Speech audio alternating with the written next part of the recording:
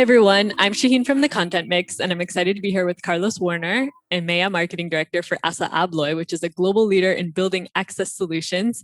Thanks so much for joining us, Carlos. Thank you for having me.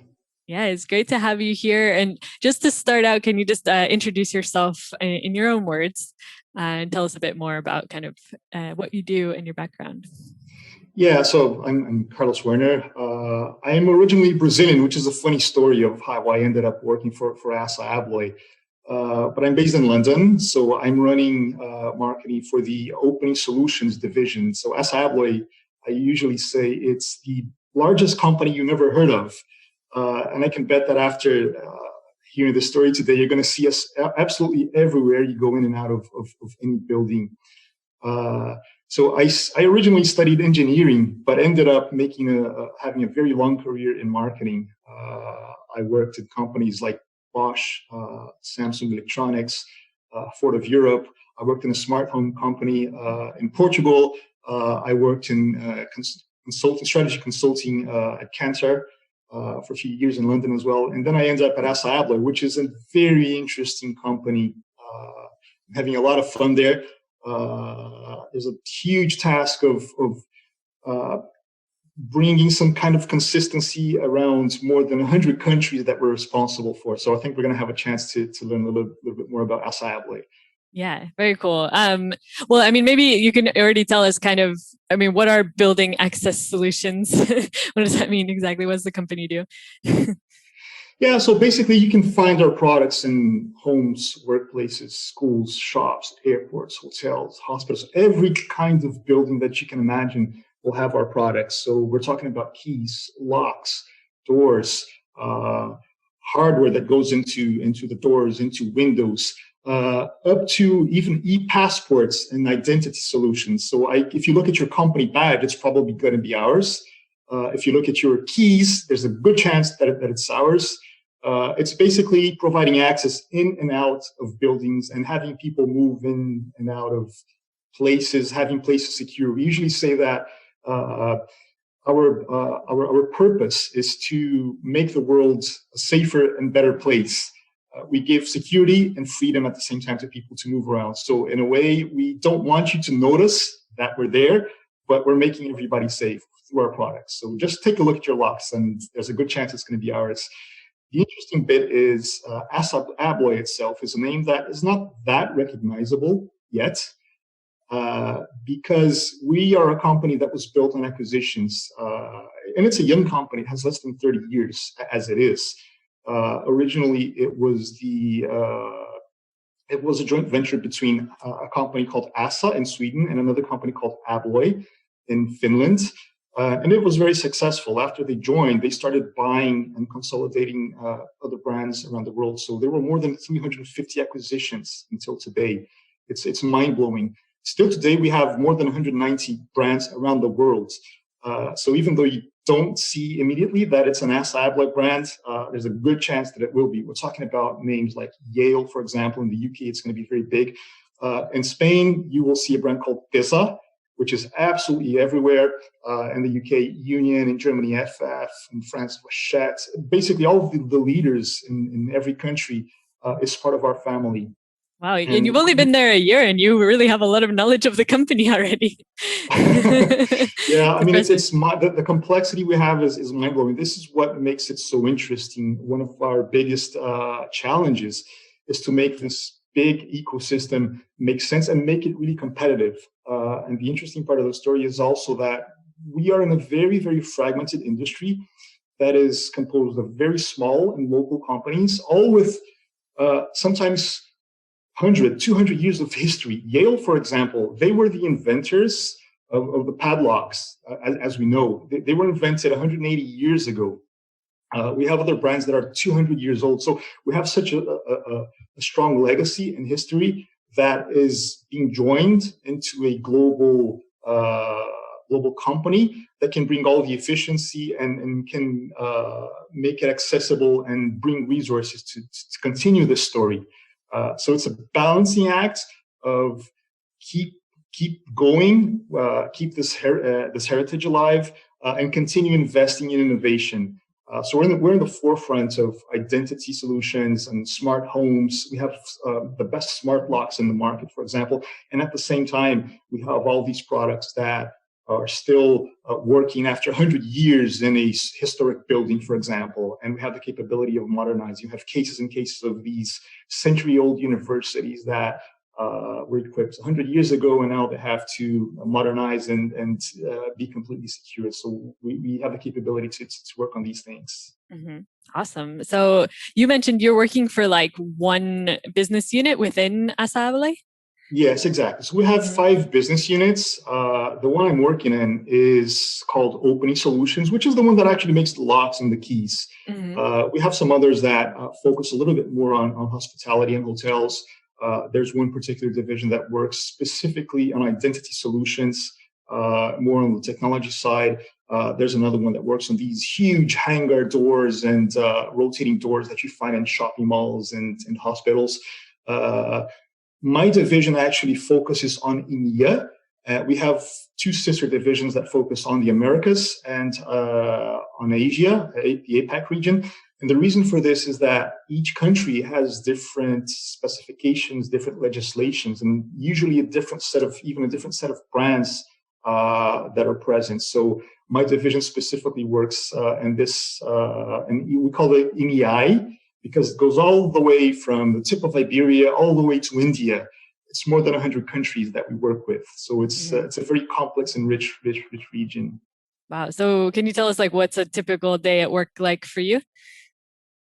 Yeah, I would say that today it's like most people. You spend most of the time in front of a computer, behind a screen, talking to everybody.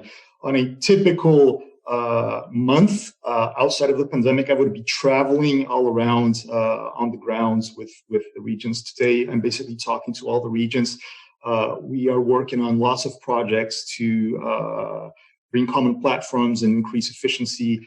We also work on lots of campaigns and marcom material that are done centrally so that the regions can localize. So it's a very broad and varied routine with so many products in so many regions. It's a balancing act of keeping consistency, leveraging local knowledge.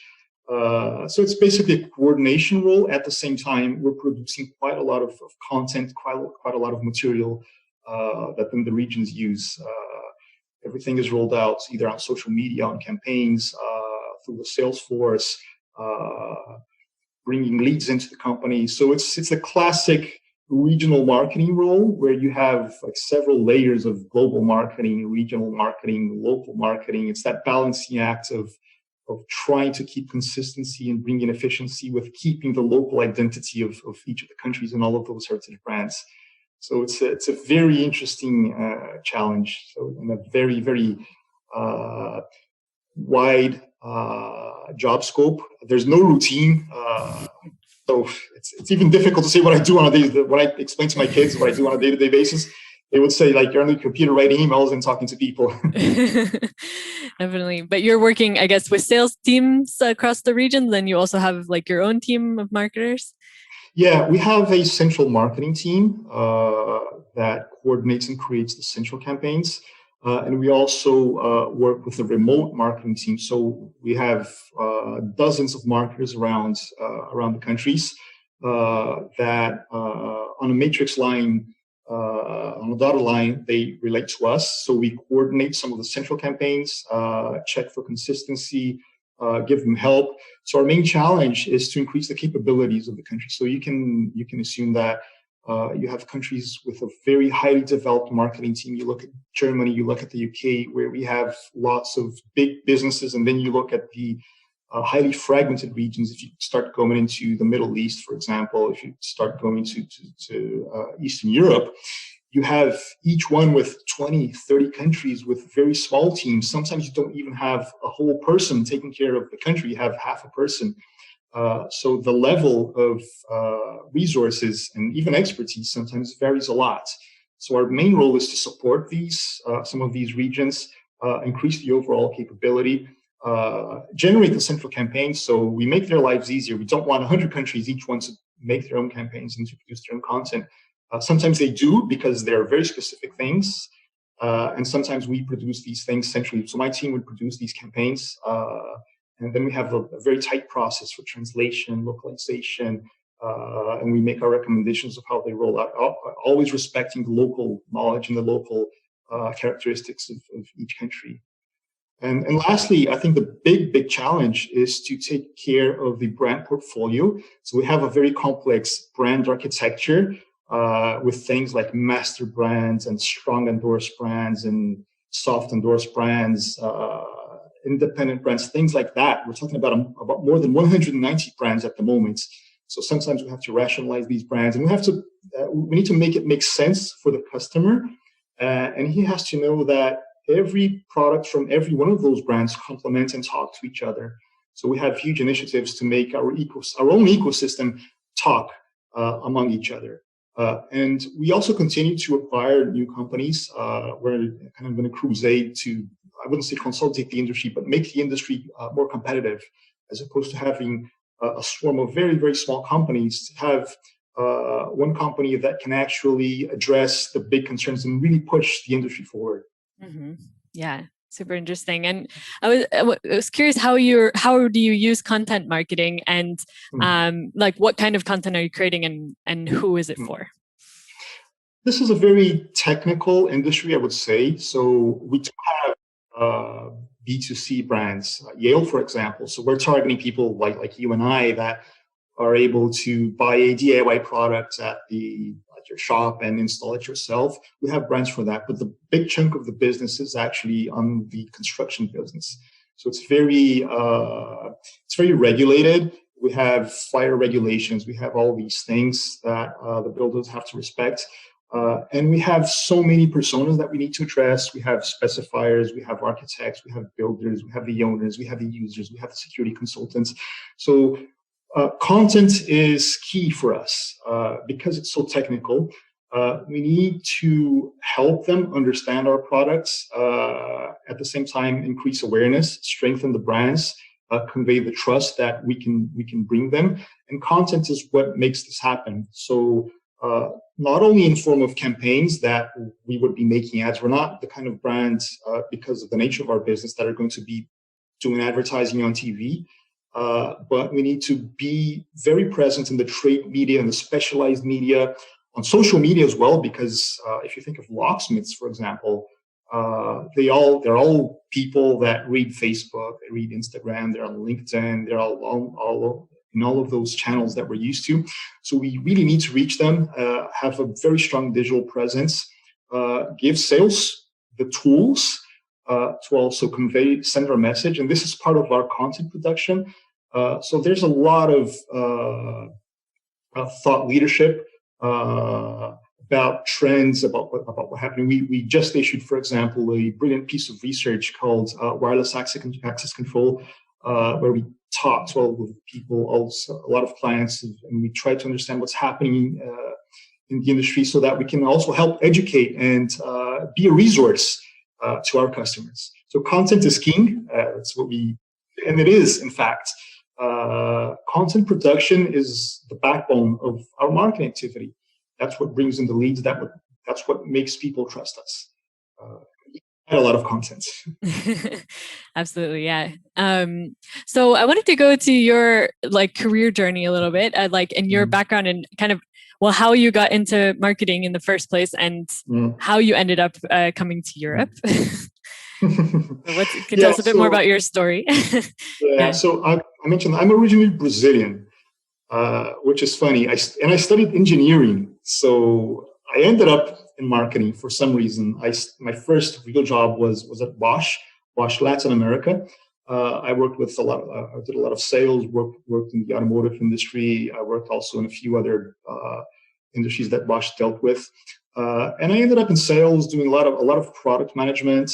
After that, I decided to do an MBA at INSEAD in France. So I was traveling a lot to Germany while I was working with Bosch. So this is kind of my link to Germany. And my father comes from a German company. My mother comes from an Italian company. So my wife is Portuguese, actually.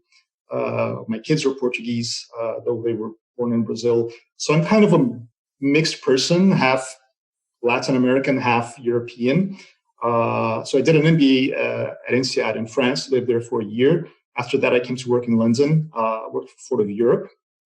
Spent some time working with electric vehicles, working with pricing and product specifications, the launches like Focus, like Fiesta in countries like Greece, France, UK, and so on. After that, I decided to move back to Brazil. I joined Samsung Electronics, so I was head of marketing for the region, which is a very similar role of the one I have now. Samsung was a really interesting story. They had left Brazil, which is a huge market. They came back into the country, so it was a brand rebuilding exercise. It came from almost nothing to billions in revenue. So it was a huge neck-breaking growth story that I lived and very proud of. After about 7-8 years, I decided to come back to Europe with my family. Worked a little bit in a smart home startup, which was a very interesting project. And this is what actually led me to Assa Abloy, because it's, in a way, it's in the same industry.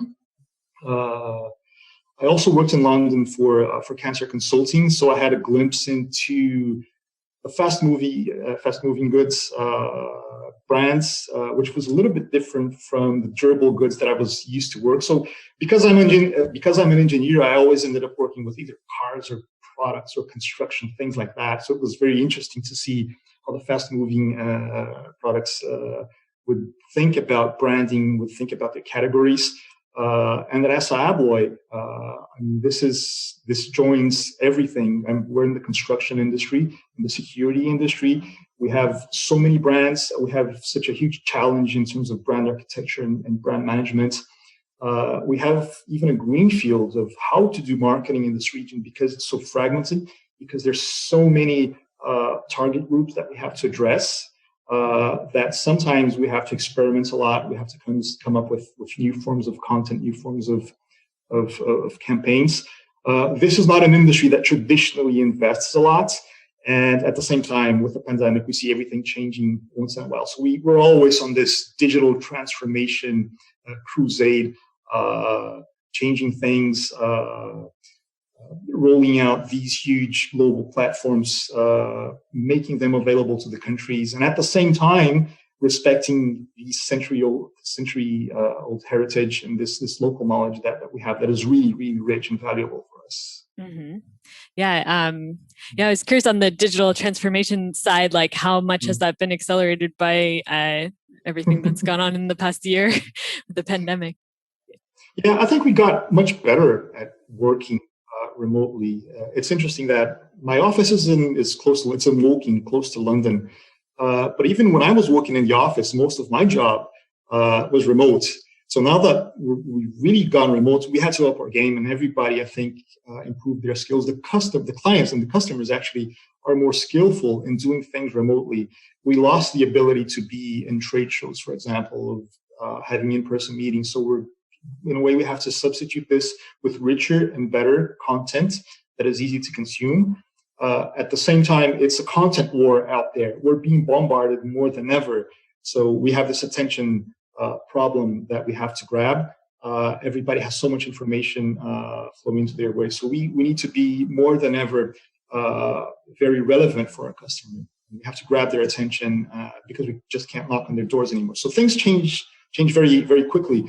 And in a way, for the better, because we're so fragmented and spread around so many countries, that it made us more proficient in what we were already doing. Mm-hmm. Yeah, absolutely. I was curious, like specifically with social media, I know like a lot of manufacturing companies were not very active in social media just a few years ago. I don't know what's been the evolution. I know you haven't been there that long though, so maybe you don't know what it was like before. But anyway, what trends have you seen there? Yeah, I mean, we're trying to get things more or better organized, because coming from such a fragmented company, in social media, in my last audit, I counted more than 300 accounts only in the EMEA region, which is mind-blowing. How can anyone manage something like this? So we're trying to consolidate things, to better manage things, to use the capabilities of the platforms a little bit better. so that we can appear as being a better not better organized, but a more global company that we had, or each of these brands had the perception to be. So things are changing very quickly for the better. That's the bright side of all the things that happened. It gave us some time to breathe and forced us to up our game. So it was, in all this, amongst all this negativity, this was kind of a bright outcome for us, I would say. Mm-hmm. Very cool. And you mentioned you've worked in like several different industries. I mean, how does what you're doing now compare to previously, like in terms of approach to marketing? Yeah, it's interesting that sometimes we see things that have been done forever in a certain way, and you see other industries doing it differently, and things are applicable in that industry. For example, sometimes doing sports marketing might be valuable because, the locksmiths are there and so on, and we don't do it. Sometimes investing a little bit more on social media, on Facebook, than we traditionally did, because we know other industries do that better than we do. Makes sense for us. We're always benchmarking outside of our industry as well. And it's interesting to see how the other companies organized around marketing, around thinking, around market intelligence. So it's always knowing what's outside of our own industry. We tend to look at our competition. We tend to look too much at ourselves. So this is what was interesting to me. I was brought in exactly because I had an outside view. And in a way, this is what we needed at the time. Because if we only hire people from the same industry, we tend to do the same things over and over again. And in my team, we have people that came from other industries as well. And it's important to have people from the same industry because that knowledge is also very valuable, but we need to have a mix of both things. Mm-hmm. Yeah, definitely. I think like the more specialized like a company is in a certain industry, like in a certain topic, I don't know if that's the right word, but like the more they tend to look for people who already have that experience, like especially with something very technical. I mean, like they want someone with that technical experience, but yeah, a lot of times there are like transversal skills, especially in marketing, which is such a creative and field. But yeah. Anyways, I'm going on a tangent. Okay, I was gonna just ask you kind of. Well, I mean, what's your favorite part of your job? What I like the most is actually the breadth of the job. This multiculturality. We're very global. So one day you're looking at countries in Africa, the other day you're in the Middle East, then you're in the Nordics. You're talking to people as if they were your next door neighbors. So that's the most important thing, and the fact that it gives us such a good opportunity to experiment. Things are changing so quickly. It's a green field of things that we can try. We have the chance to experiment things. So that's what makes it very, very interesting. It's not the industry that invests the most. You can't compare with fast-moving consumer goods, for example. We invest a lot less. So we don't have the luxury to use huge agencies and to buy all the services in and work with consultants all the time. We do those things, but we have to learn the hard way sometimes. But this is what actually makes it fun. We have to be very hands-on. It's a very tough challenge for us to coordinate things, but every project we have stakeholders in all corners of EMEA, and this is what makes it interesting. It's the chance to talk with such different people. It's a really, really international company. That's the interesting part. Yeah, that's awesome.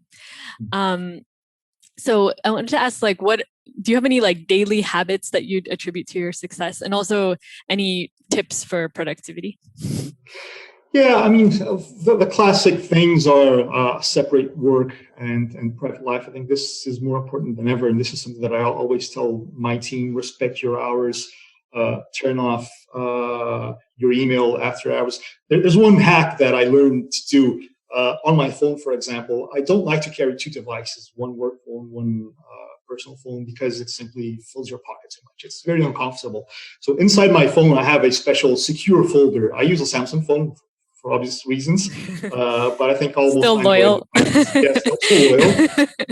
But I have something which is really cool. It's called a secure folder. It basically locks a phone into your phone, and you leave it locked in. You turn off the notifications, and it's kind of a separate life inside. You can take a peek, but it's not going to wake you up. It's not going to keep you anxious all the time. So this is one of the life hacks that works beautifully for me. Mm-hmm. The other That's thing, a great tip. Yeah. The other thing that I like to do, I mean, we have so many things with the platforms available to us that we use that crosses the professional and the perfect and the personal life. Things with Google, Microsoft tools, cloud storage things, even the traditional office applications all on the cloud.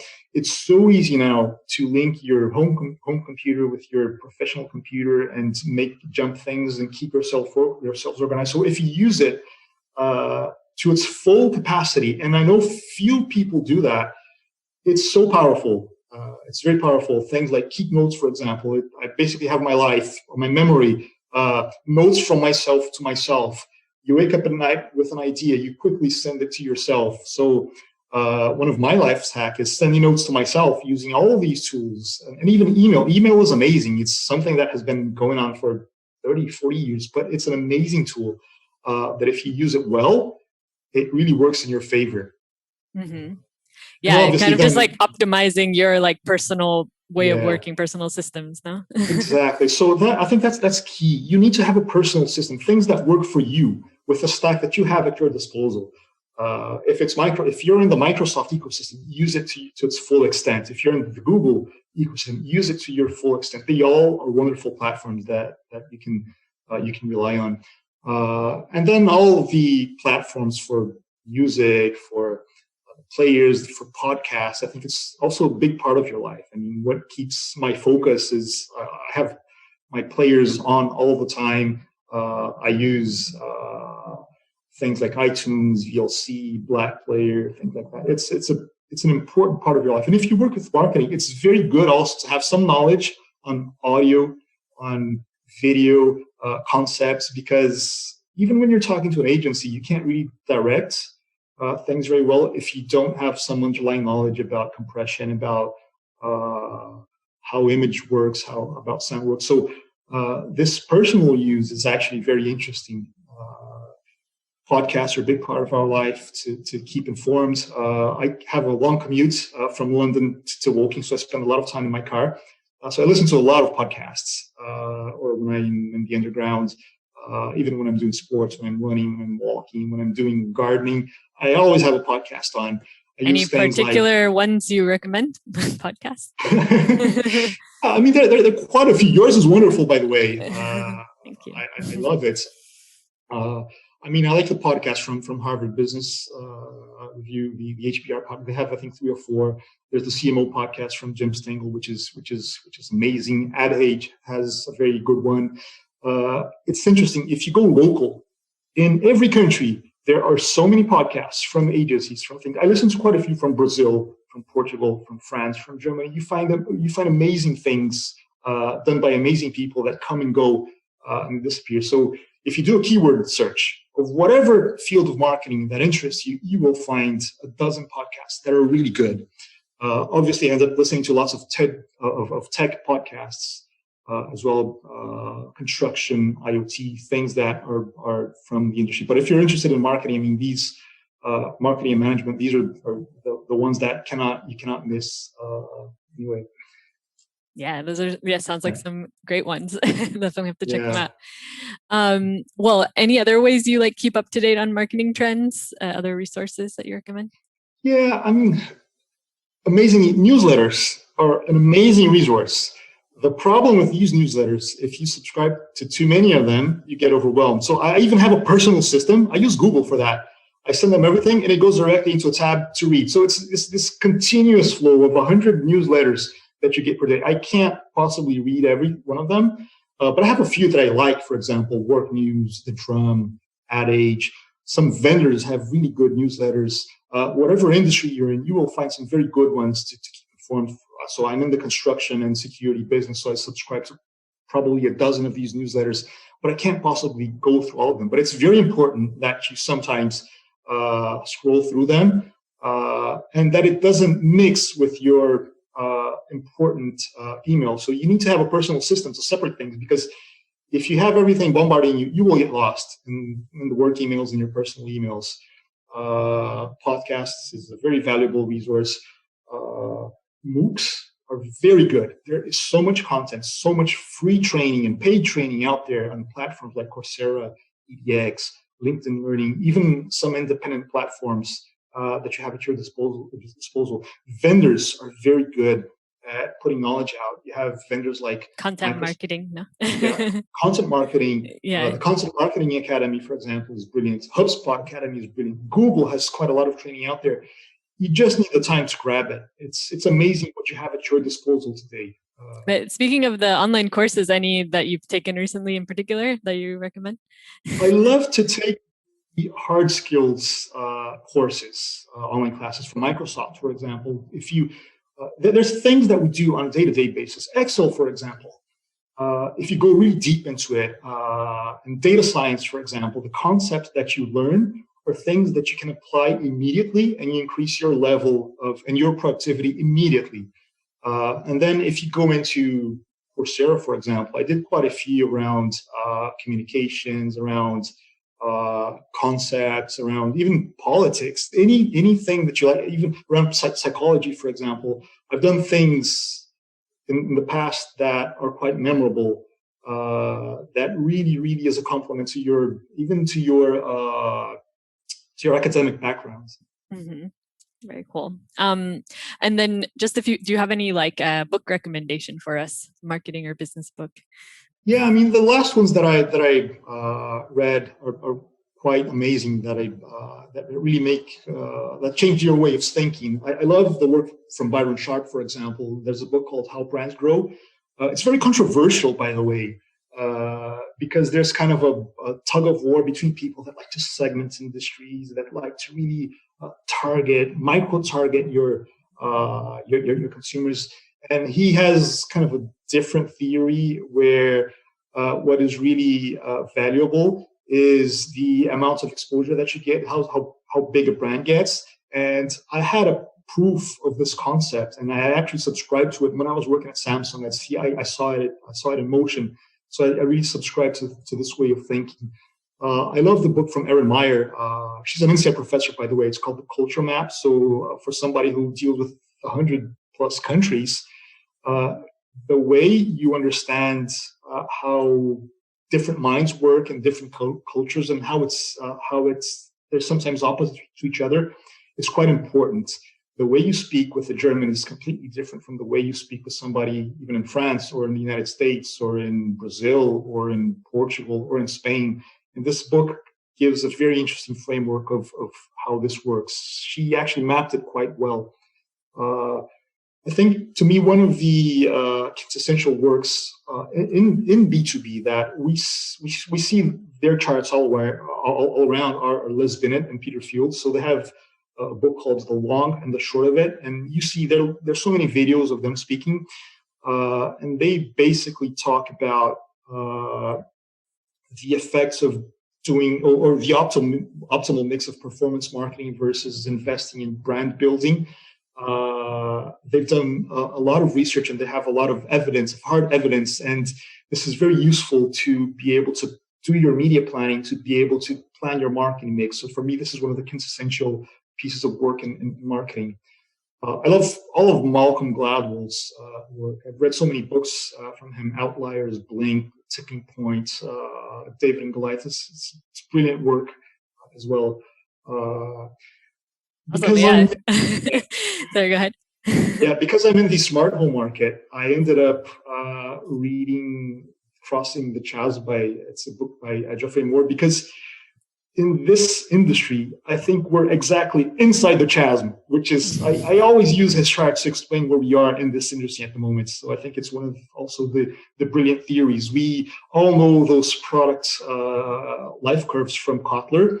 And this book basically puts a valley in the middle, and it makes a lot of sense. And you actually see this happening for real in the technology industry. So this is one of the quintessential pieces of thought leadership that I've saw. And I also love reading biographies. But around biographies, I won't give any specific examples, because I mean, there are things from these big icons: Steve Jobs, Paul Allen, Jack Welch, for example.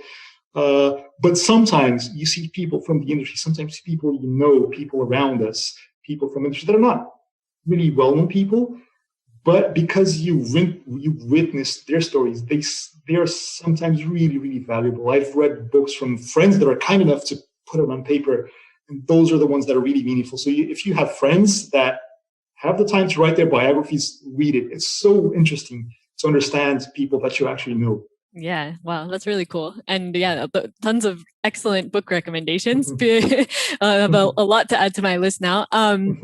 But that was going to be my last question, but I was actually curious though.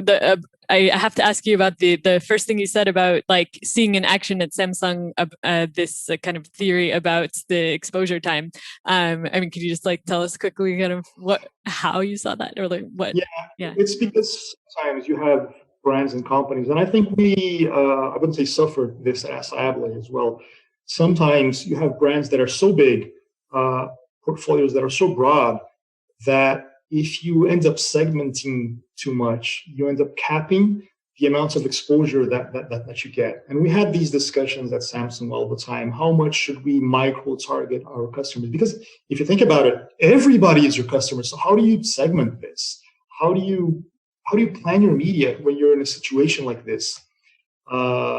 So in this book, you see some interesting thoughts of how a big brand actually has an advantage, how you get into a virtuous cycle when you start selling more, when you get more share of market. This actually brings into a virtuous cycle of bringing more exposure, building having your brand be more visible. It's just a different way of thinking. It's like a flywheel effect. Like once you reach a certain point, yeah, it is. And today we tend to rely too much on technology. You have all these vendors bombarding you. We can see whomever is visiting your website. Well, I have millions of visitors. What am I going to do with a single piece of information like that? So for some businesses that might be relevant, but if you are ahead of a very big brand with this huge flywheel, it's a different way of thinking. And I think this book encapsulates this very well. Mm-hmm. Very cool. So we're reaching the end of the time for the interview, but I just wanted to ask you for your kind of any final takeaways or parting advice you have for other marketers. Yeah, I mean, it's a mix of being a generalist and having focus. You need to really be good at something, really have the technical skills, but not lose sight of the overall business. And that's where you can really add value.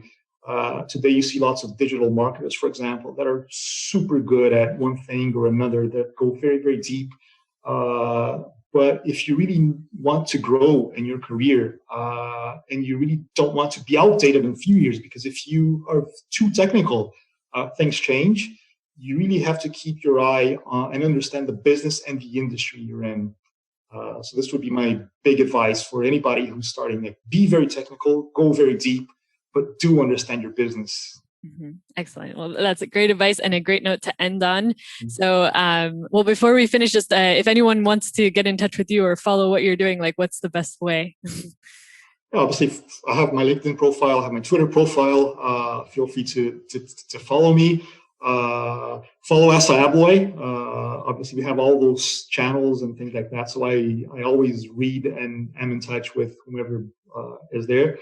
But I think the easiest way is to actually check my LinkedIn profile.